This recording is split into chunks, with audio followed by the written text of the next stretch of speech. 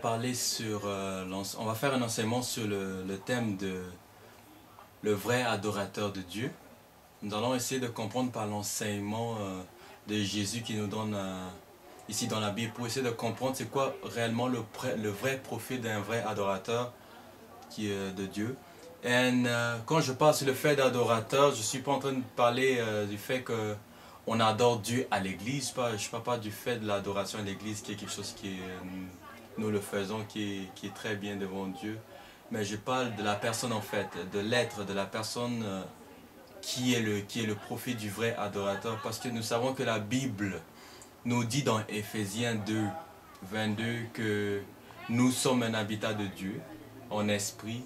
Et que nous savons aussi que dans l'Apocalypse, Dieu nous dit également que nous avons été faits sacrificateurs sur notre corps est comme un sacrifice vivant à Dieu où nous offrons des offrandes de louange, d'adoration à Dieu. C'est très important afin que nous connaissions ça parce que Dieu nous appelle comme des vrais adorateurs. Et c'est bien pour un chrétien de comprendre c'est quoi déjà être un vrai adorateur pour plaire à Dieu. Donc, pour préciser juste le rôle d'adorateur, l'adorateur c'est la personne qui fait qui offre des offrandes d'adoration à Dieu par des belles paroles, qui loue Dieu, qui dit des choses sweet en anglais comme on le dit, à Dieu, qui est toujours en communication à Dieu, par l'esprit et tout, à l'esprit et en vérité à Dieu.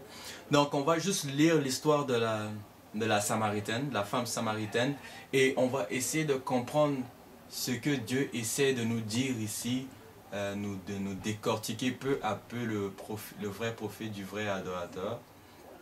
Donc, à ce que vous sachiez tous, l'histoire de la femme samaritaine, c'est une femme samaritaine qui a rencontré Jésus au bord du puits. Et à travers cette histoire, où on va aller le lire dans Jean 4, 1 à 26, où on va aller étape par étape, on va comprendre vraiment avec l'histoire, avec cette rencontre que Jésus va faire avec cette femme, pour comprendre exactement où Jésus va mener cette femme à terme, afin de comprendre, afin de décortiquer, de ressortir le vrai profil du vrai adorateur. Donc on va lire à partir du verset 4, je vais le lire. Comme il fallait qu'il passât par la Samarie, il arriva dans une ville de Samarie nommée Sichar, près du champ que Jacob avait donné à Joseph son fils. Là se trouvait le puits de Jacob. Jésus, fatigué du voyage, était assis au bord du puits. C'était environ la 6e heure. Une femme de Samarie vint puiser de l'eau. Jésus lui dit, « Donne-moi à boire. » Car ses disciples étaient allés à la ville pour acheter des vivres. La femme samaritaine lui dit, « Comment toi, qui es juif, me demandes-tu à boire, à moi qui suis une femme samaritaine ?» Les Juifs, en effet, n'ont pas de relation avec les Samaritains. Déjà là, ce qui n'est pas partie de notre sujet, mais déjà là, on voit déjà le premier contact que Dieu va faire avec cette femme-là. Déjà, nous savons que dans la Bible, que si tu n'es pas juif, samaritain ou grec, tu es basically un païen, tu es de la race impure avant. Dans ce temps-là, les Juifs étaient la race pure parce que c'était la race de Dieu. Le salut était, comme la Bible dit, le salut, ça vient des Juifs. Et cette femme était comme considérée impure. Alors, quand cette femme va rencontrer Jésus en face d'elle dans ce puits, elle ne reconnaît pas encore Jésus parce que devant elle, c'est juste un homme qui est là et un homme qui est juif.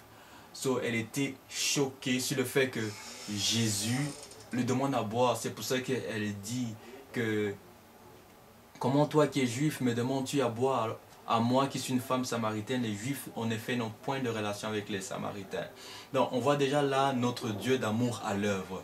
C'est pas un Dieu qui condamne déjà ici. Premièrement, il nous montre ici par ses preuves d'amour là. Il n'a pas dit à cette femme, écoute, moi je suis une race pure, tu dois pas me toucher, tu dois t'éloigner afin que ceci, c'est cela. D'autres personnes auraient fait, mais ici déjà Jésus est en train de montrer à cette femme là l'amour. Elle était totalement choquée sur ce fait là.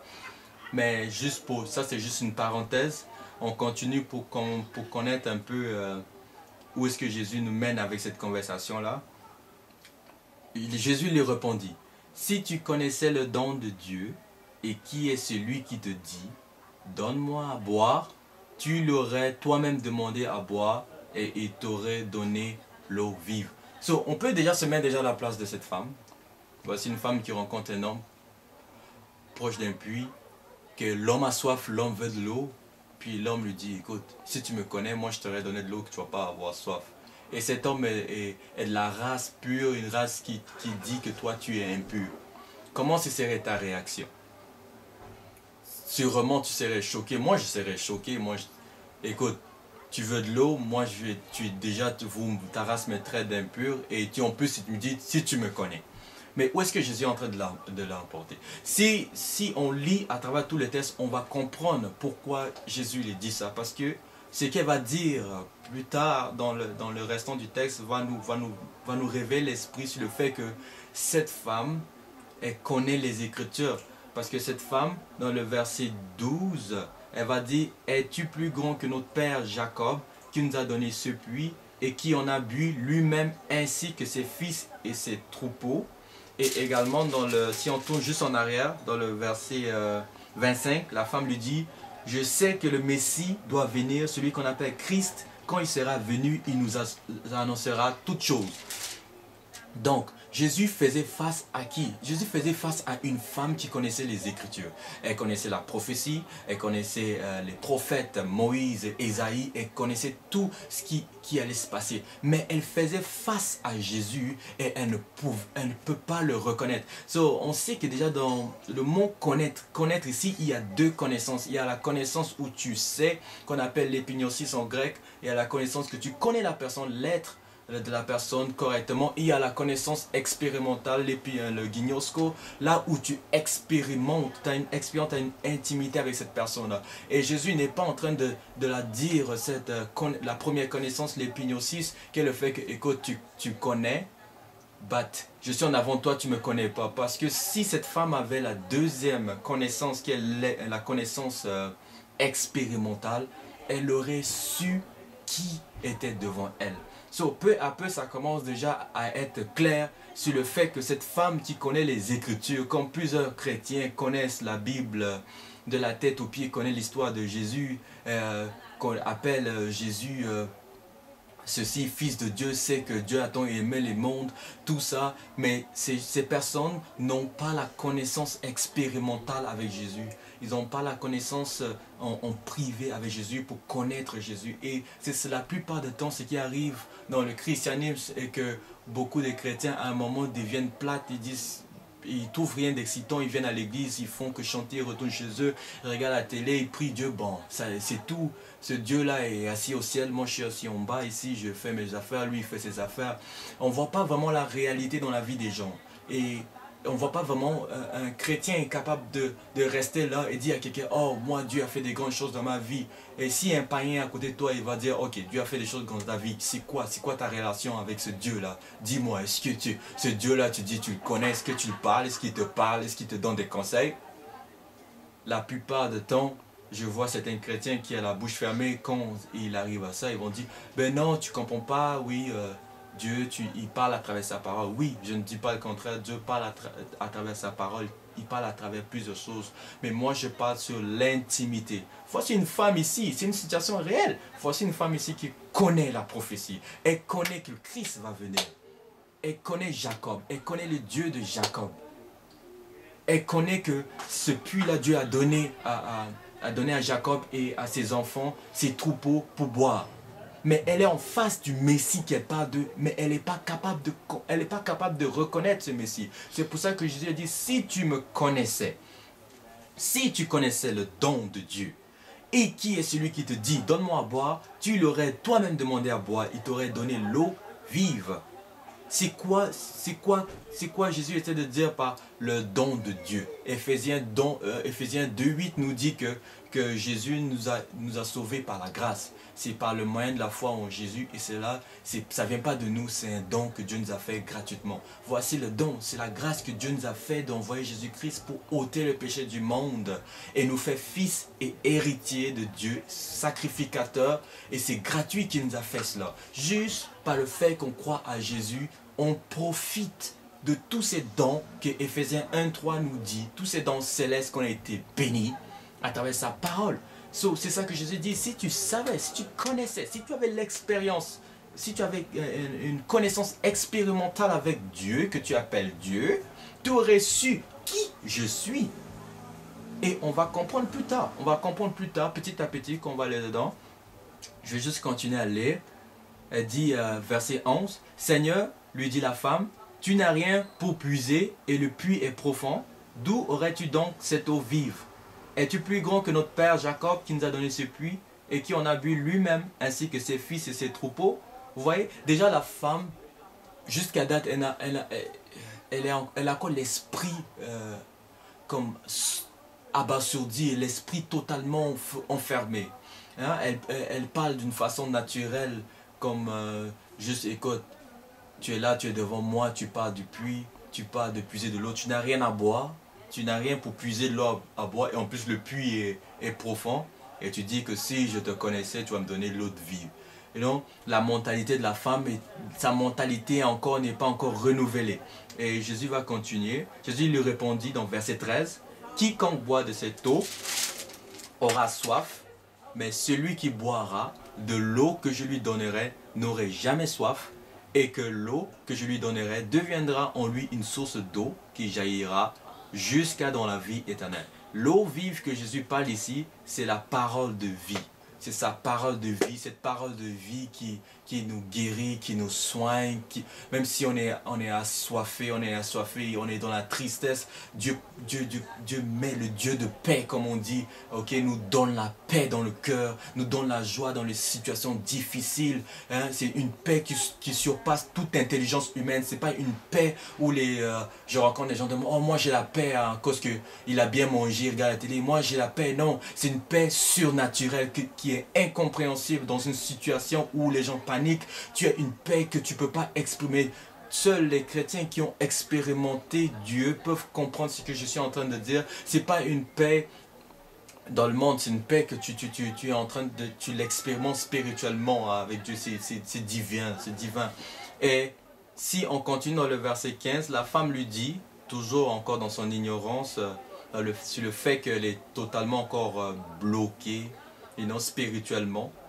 « Seigneur, donne-moi cette eau afin que je n'ai plus soif et que je ne viens plus puiser ici. » Elle est toujours en train de voir d'une façon naturelle encore, toujours rien compris, malgré que Jésus a essayé d'ouvrir ses yeux peu à peu, mais elle est encore toujours en train de regarder d'une façon naturelle encore.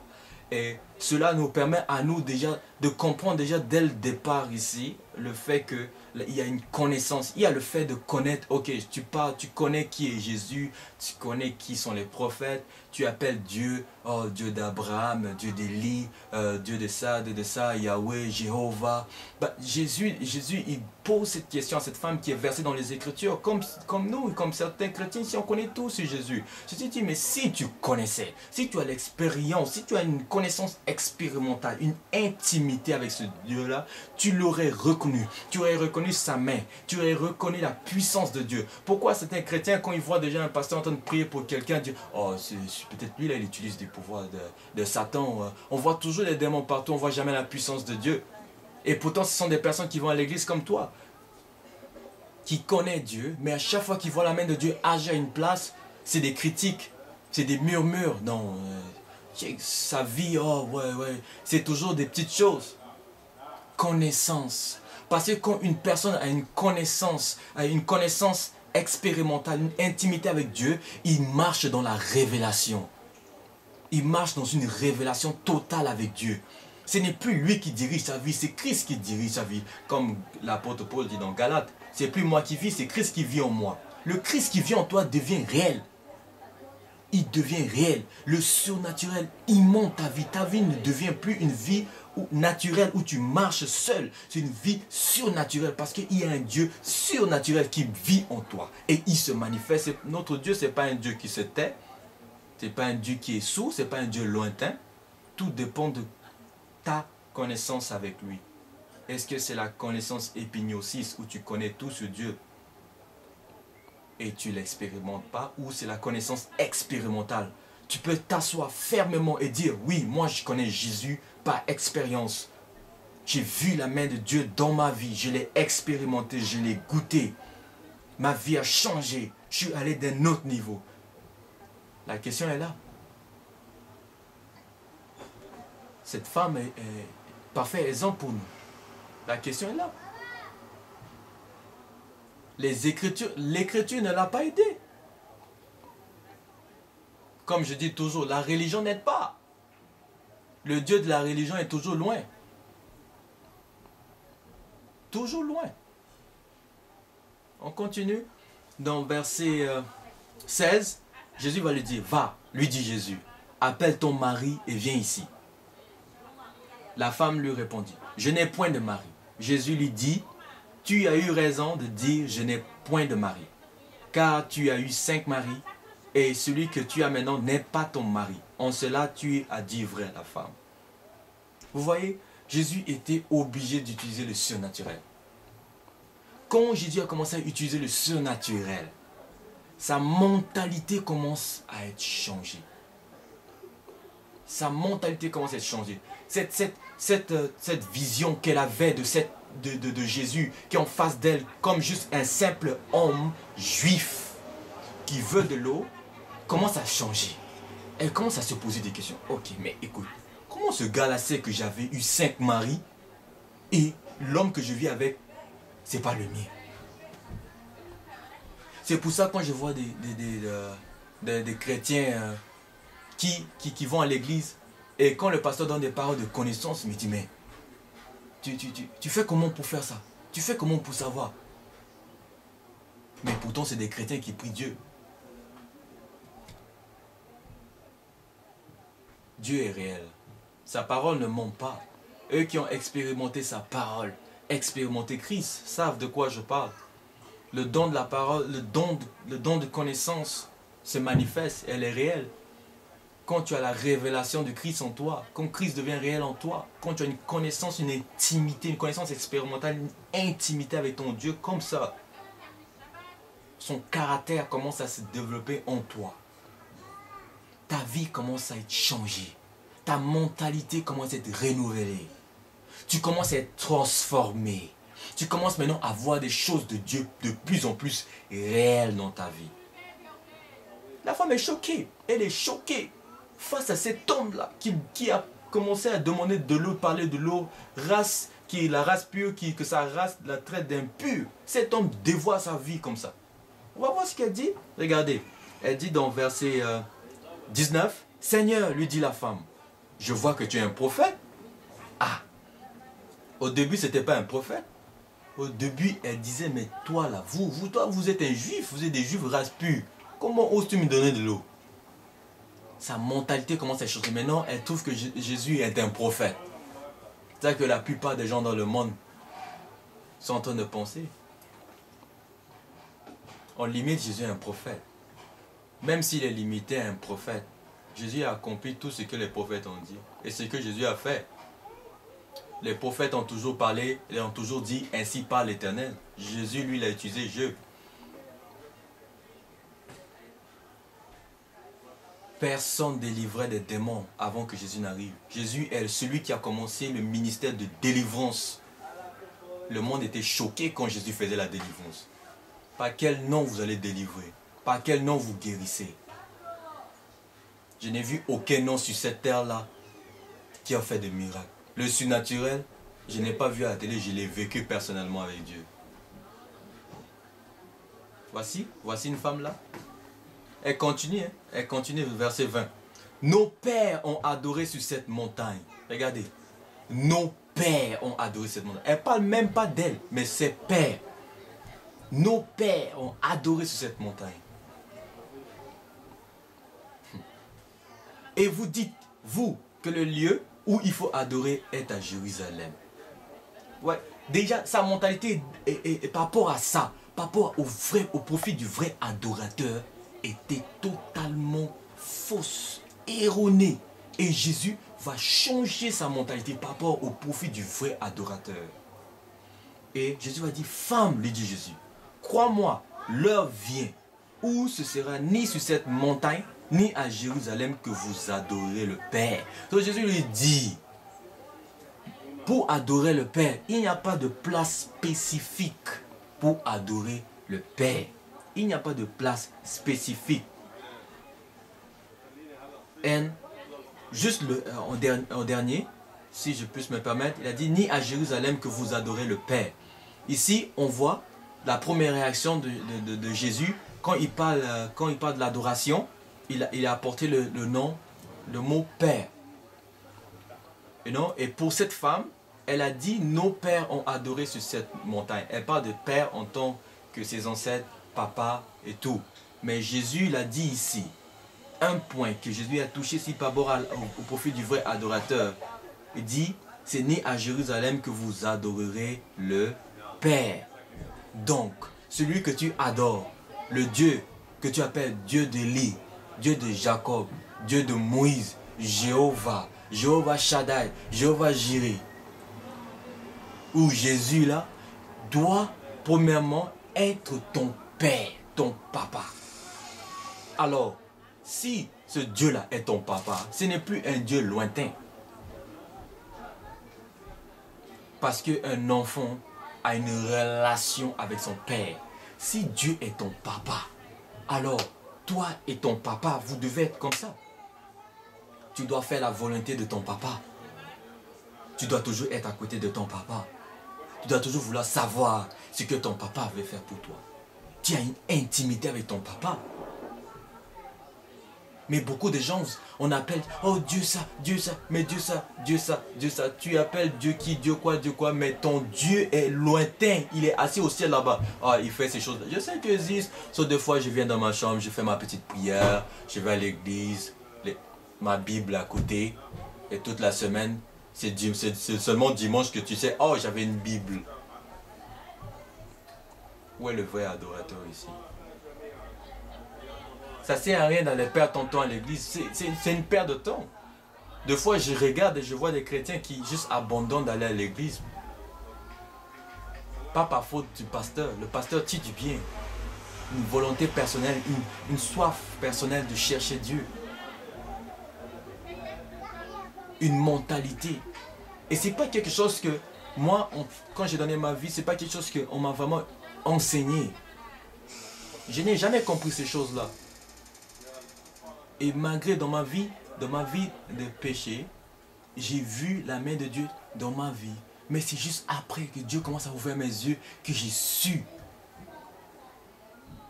les merveilles que Dieu a fait dans ma vie. Plusieurs fois que Dieu m'a sauvé dans des situations.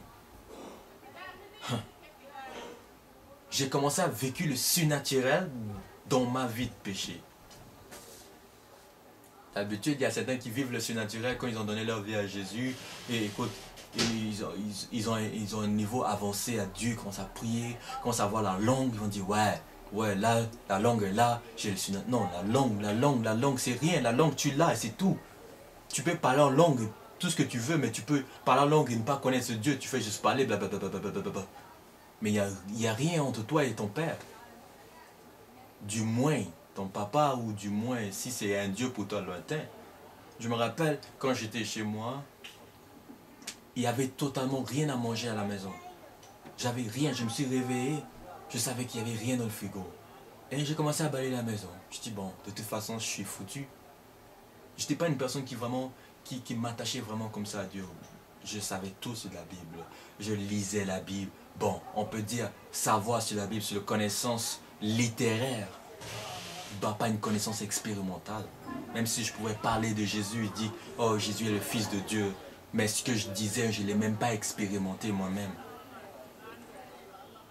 Et j'étais en train de balayer et j'ai mis la louange. Je commençais à louer Dieu.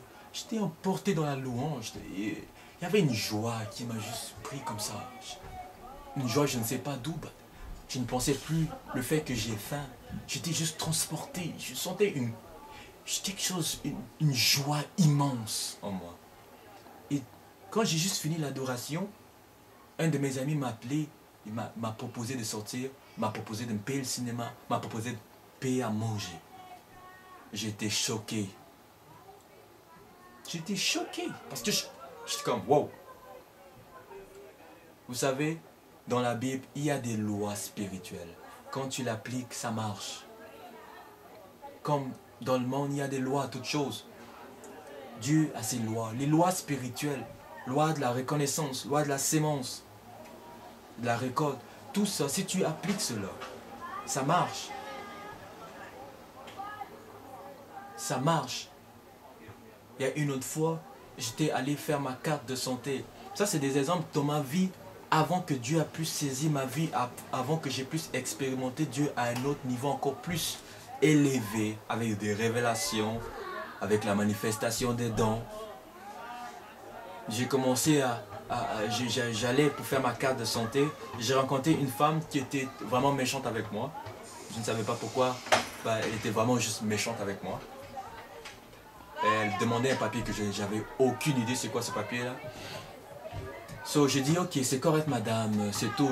J'ai joué gentil avec elle, j'étais vraiment blessé à l'intérieur de mon cœur de la façon qu'elle m'a parlé comme si j'étais un animal, d'une façon sèche, brutale. So j'étais parti et quand je marchais j'étais totalement par terre, j'avais la tête baissée, c'est comme si on venait juste de me verser de l'eau froide. Et je marchais et je disais dans mon cœur, je parlais à Dieu, je parlais à Dieu sincèrement dans mon cœur. Je disais, Seigneur, je vais à la banque, je vais chercher ce papier, je n'ai aucune idée. Mais je ne veux pas. Je vais retourner dans cette place encore. Et je ne veux pas sortir de cette place tant que je n'ai pas mon papier. Je mettais Dieu en épreuve. Je dis, Seigneur, je dois sortir, je dois prendre mon papier. Tu dois faire quelque chose pour moi. Je ne veux pas sortir bredouille là. J'étais allé à la banque, ils m'ont donné un papier et la femme m'a dit, bon, on ne sait pas de ce que l'autre femme voulait, mais ils m'ont donné juste un papier comme ça. Je suis allé, j'ai pris le ticket et on m'a reçu. C'est plus la femme qui était là, elle était partie en pause, mais c'était un autre garçon qui avait pris sa place. J'ai donné tous mes papiers au gars et il regardait mes papiers, il me regardait mes papiers, regardait. Elle a dit, ok, mets-toi de côté, fais la photo. Dans mon cœur, je savais que s'il me dit de faire la photo, tout est déjà fini. Il n'allait pas revenir, il allait me donner ma carte. So, j'étais content. J'étais en train de dire, oh mon Dieu, tu es bon, oh mon Dieu, tu es bon, oh mon Dieu, tu es bon, oh mon Dieu, tu es bon. À la fin, afin qu'il a fini de faire ma carte, il m'a regardé. Il m'a dit, est-ce que tu sais que les papiers que tu m'as montrés ne sont pas les bons et que je pouvais, sont pas les bons, que j'allais pas l'accepter, mais cette fois-ci, je l'accepte. Mais prochainement, je ne l'accepterai pas. Et le prochainement, ça veut dire dans 4 ans. Et j'étais comme, ok. Mais je savais au moins que Dieu a bloqué le cœur de cet homme comme ça. Il a fait ce que Dieu voulait. Après, Dieu a lâché. Et j'ai vu son visage. Quand je sortais, je regardais le ciel, je dis, mais Seigneur,